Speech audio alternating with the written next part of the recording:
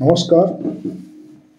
International Kolkata book fair সবেমাত্র শেষ হলো। এখনকার কলকাতা বইমেলা কি মিস করছেন?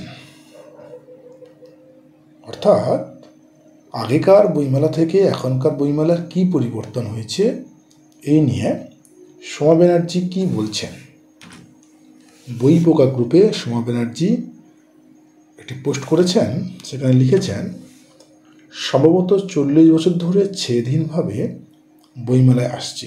খুব মিস করছি সেই সব স্টলগুলোকে যারা বই কিনলে সুন্দর একটা ব্যাগ উপহার দিত, কিংবা ক্যালেন্ডার বা রঙিন ছবিওয়ালা পোস্টার।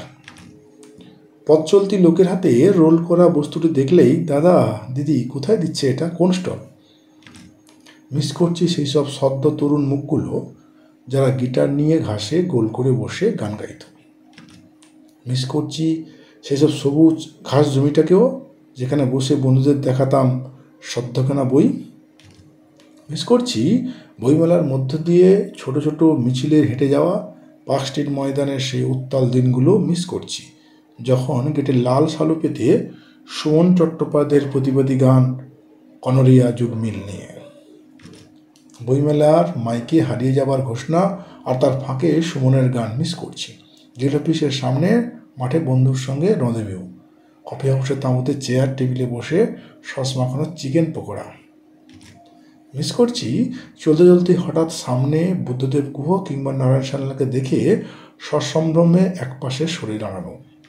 মিস করছি 5টার পরে আনন্দ পাবলিশার্সের জমকালো সেই দলটি রাজকীয় হেঁটে আসা, যার সামনে থাকতেন সুনীল গঙ্গোপাধ্যায়, একটু পিছনে জয় গোস্বামী প্রমুখ দিকপালরা।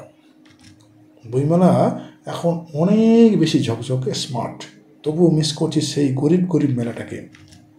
আড়ে বহরে এসে বেড়েছে বিস্তর, আলো পিছলে পড়ছে তার ঝলমলে শরীরে সেই বইমেলায় বটে, কিন্তু মন এখানে আজ শুধুই বাণিজ্যের জয় জয়কার। বইমেলা তোমার মন নাই কুসুম।